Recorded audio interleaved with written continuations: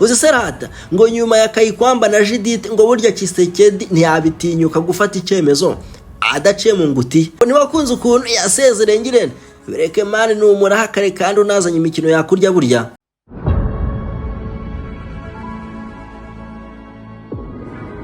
None Kagame na Kisekedi baba barasuzwe Trump cyangwa shabaye ubwo bakorera ibyo akorera perezida bose bagiye muri ofisi. Ubwo se nkwibutse Zelensky cyangwa aramufuza tugiye guhumukazana sha ketu wacu mwana. Uyibwo urashaka nkwibutse perezida wa Liberia amubaza ati ako kongereza wakibye sha petit. Erega nkaho nta munyafurika ugomba kukivuga neza. Ntumbwire ko wasigajwe inyuma na kakavuduko ka 4G. Twe tuba tunyaruka ngo ntibamenye nako ntiwumvise perezida Kagame atamo Trump wa Amerika nyuma yo kumuhenera ntiyitabira ubutumire bwo guhura nawe mu kwezi kwa karindwi. Ibyo turabinonosora neza. Oya reka tubyoge ngarama neza na koronono. Perezida Kagame aherutse kwita umuntu ikigoryi. Reka twitwaza akavuduko gake ntidusigane maze twumve wese ikigoryi nako ikimara ngo ninde umaka kongereza. Sanctions James Kabarebe Sanctions Sanctions officers sanctions for what? You are just foolish. Yewega ngo ngwiki abimbere babitoye ega we ati ibihano James Kabarebe yashiriwe ibihano ba officier bashiriwe ibihano bivuze iki bimaze iki uri kigoryi ushira bihano. Sanctions James Kabarebe sanctions officers sanctions for what? You are just foolish. Absolutely foolish.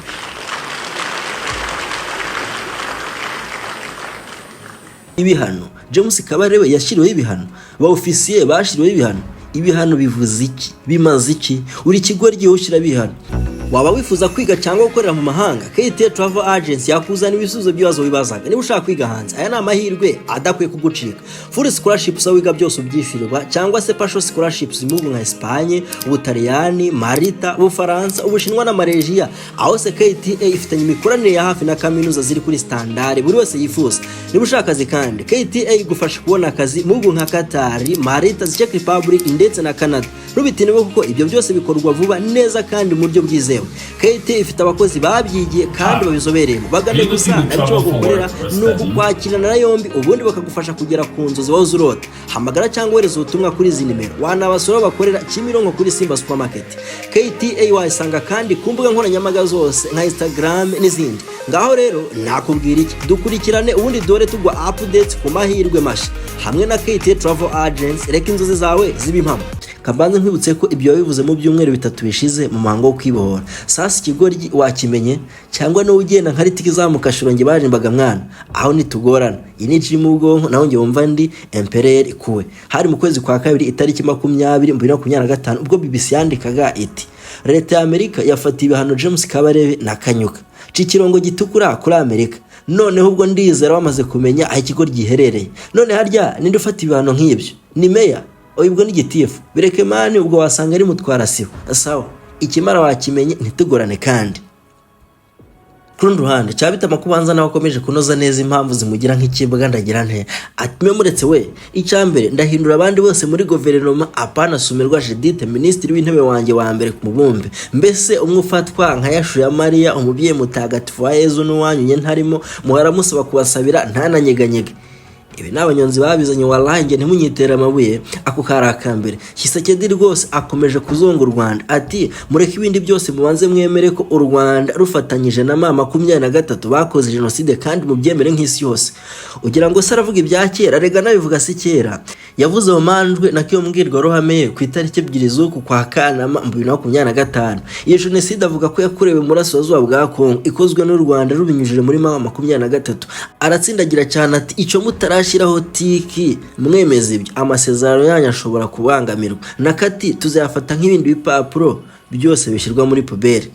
Ati reka ntituzarinda ko amahanga yemeza ko iya genocide ambabere sinapfobye ni genocide ni genocide yakozwe kubera ubukungu cost atabanyekongo bishwe bazizwa ko bafite ubukungu cyabituma Mpochori ati tuzagoheka bwonyine tubonye ubutabera mpuzamahanga. Ibyo nibyo bibanza yabaye nk'ugenura ko atizeye ko u Rwanda rutashyira mu bikorwa amasezerano yashyimwe kuko arwita rusahoze. Trump kubanza bose bamunere ndagira nte harya ngo ubundi byari bipanze bite? Inkwakuzi mu nzobere barapimye neza basanga amasezerano azaba nka nyina wa Nzamba watumye mushuti wa Nzamba ati uzagira untumira kuri Nzamba mawe ya undi ati azamubwira iki sema ati ibyo ubona njije mbese uzambwire Nzamba utinyoka ararwaye. Ubundi impande zombi zaducanzemo inyuguti zirya. The two sides also said they would establish a joint security coordination mechanism to counter non-state armed groups. Utwo ni utunyuguti twa France 24 bati ibihugu byombi byemeranije no gushyiraho ikiyoboro kizatuma habaho itsinda rihuriweho ryo gucunga umutekano uhasha bitwaje intwaro. Mu yindi mvugo ugerekereje ni ukureba umutwe uhuriweho n'ibihugu byombi ngo ujye wesura ingegera ziha kutumva imijyi itangizwa na Kigali na Kinshasa. Reuters mu masezerano basinye, Rwanda will pull its forces out of Eastern DRC within 90 days. A joint mechanism will oversee and verify the disengagement. U Rwanda ruzakura ingabo zarwo mu burasirazuba bwa Kongo mu minsi 90. Hari ihuriro rihuriweho rizagenzura ibyo. Dushatse twaheraho tukibaza tuti none gushyirwa mu bikorwa kw'aya masezerano tubibaze nde? Rega iniji mu bwonko dutyaza iminwa yacu buri munsi ngo turyohere amatwi yawe. Umva ko Trump yitakumye. Mu mezi n'imyaka iri imbere ubuyobozi bwanjye buzakomeza gukorana bya hafi n'impande zose zirebwa n'aya masezerano kugira ngo hamenyekane neza ko byose byubahirizwa kandi muzubahiriza ibyo mwasezeranye. Tugiye kubabwira tuti mugomba kubikora, sibyo se? Kubera ko iyo umuntu atabikoze haba ibintu bibi cyane. Katwitse gato kuri ako karongo ka nyuma ati tugiye kubabwira tuti mugomba kubikora, sibyo se? Kubera ko iyo umuntu atabikoze haba ibintu bibi cyane. Ntacyo we ako karongo ukambikira ahantu. Trump avuga ayo magambo yakurikijeho ko atumiye kandi ko yiteze mu mpera z'ukwezi kwa karindwi abakuru b'ibihugu byombi.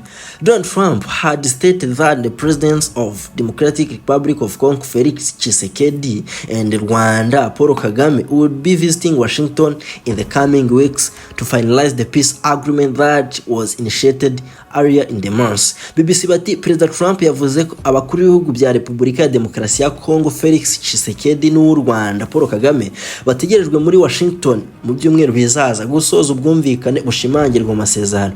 Ibyo bizashyira akadomo ku byatangijwe mu ntangiriro z'uku kwezi. Aho yavugiraga hari mu kwezi kwa gatandatu. Ubwo kuri 5G wabimenye ba perezida bagomba kujya kureba Trump mu hagati cyangwa mu mpera z'ukwezi kwa karindwi. Icyo turakivivuye sawa kandi tubahaye 0 kuko nta byabaye. This is the biggest lie ever told to you. Iki nicyo kinyoma kirenze ibindi waba warabeshwe ngo hari indwara zidakira. Barasetsa reka n'abamotari bakobye kuko ababimenye kare barabizi neza ko umunsi wawe na muganga gakondo uhita witandukanye n'ibitekerezo bipfuye nk'ibyo. Ese ufite inyatsi uterwa n'amashitani, wabuze umugabo jama, wabuze umukunzi, oya ngo wowe ubukwe bupfira kuri finale ngo nta mutuzo kigira iwawe, mbese nti wowe niwe mwashakanye murafakana kariya, oya se ibiyo byabwenge byarakubase barakubesha ni wabaswe ahubwo nturamenya aho bikorerwa. Ntiwabuze imihango wapi ngo wowe imihango irakubabaza ngo niyo igiyemo ntikama muganga gakondo agusanga aho uri hose. Uretse ahubwo inkoresho oya nako igitsina cyawe ni gito bikagutera ipfunwe, amavangingo nta kiza, oya barakuroze nawe uratuza.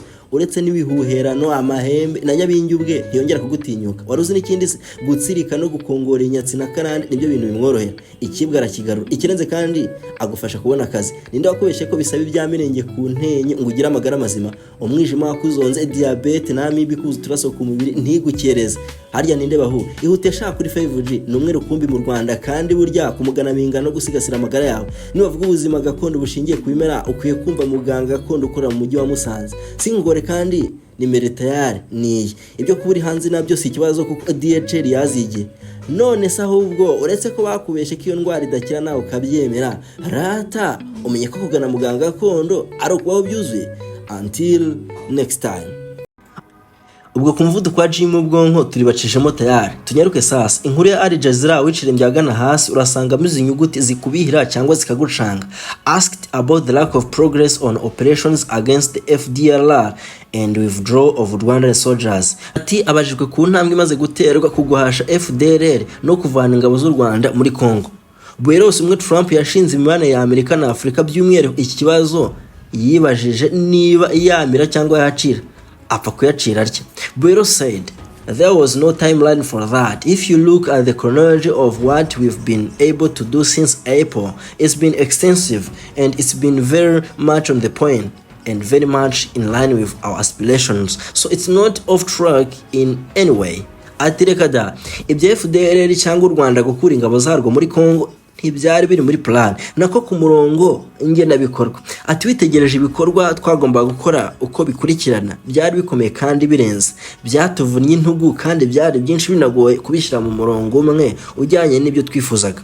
Ariko kandi ntibivuze ko twatakaje icyerekezo na gato.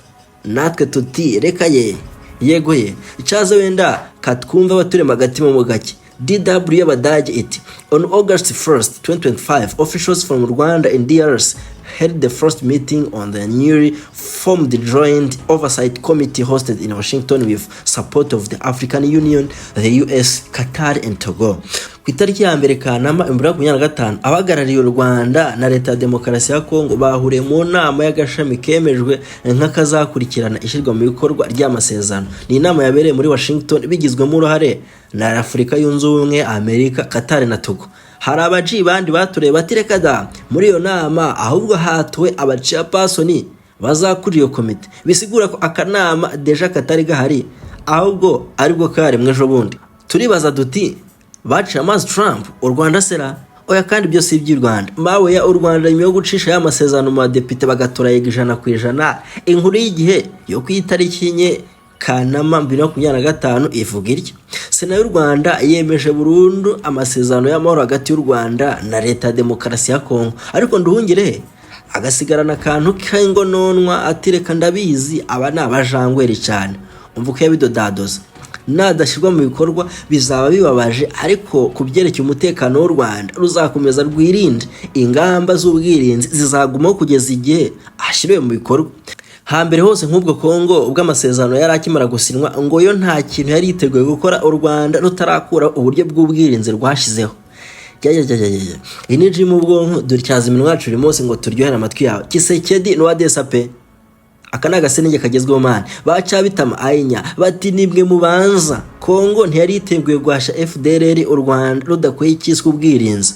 Avuga inkuru ya radio na televiziyo disi yavugaga guverinoma ya Kongo ivuga ko ikizabanza gukorwa ari uko u Rwanda rukuraho izi ngamba ubundi kurandura FDLR bikaza nyuma, mu gihe u Rwanda ivuga ko ibikuye muri aya masezerano bisobanutse. Nk'ibyo bidahagije ngo twumvemo igihanga, nduhungire nawe azana undi murongo. Nduhungire hati ntabwo ari inyandiko iri mu kirere ivuga ibijyanye no kurandura umutwe wa FDLR ndetse no gukuraho ingamba z'ubwirinzi. Oya ntwite useka ndakwinginze. Icyo twumvamo neza kuri 5G nuko buri wese ahagaze ku nkomba agira ati no ubanza Kongo iti mukuri ingabo zanya, u Rwanda ruti oya mubanze musenye FDLR maze muze tuvugane nyuma. Twitega iki? Trump intambwe yose itewe ahita komangira Nobel Prize atariko kuki mutamba igihembo cy'amahoro. Ntimubona ko ari nge Yesu na komisi y'abanyawe? Nibyo kuko nyuma y'amatora ya Sena y'u Rwanda yahise avuga ko yahagaritse intambara yari yarananiranye imyaka isaga 30.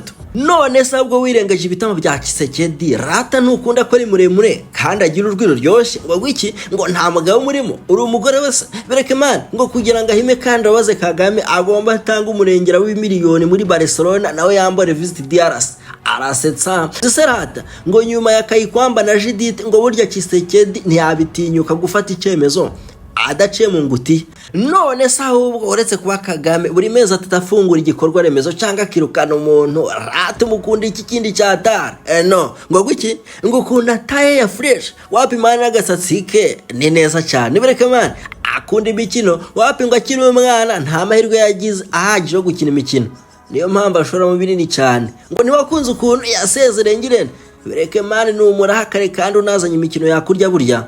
Ahubwo until next time.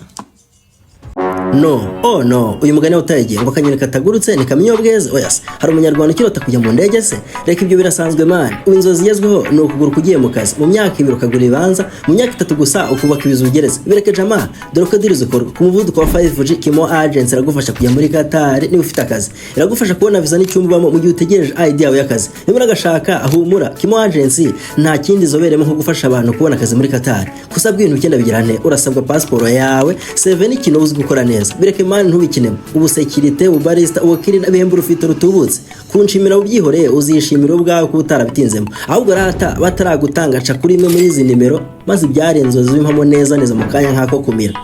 Until next time.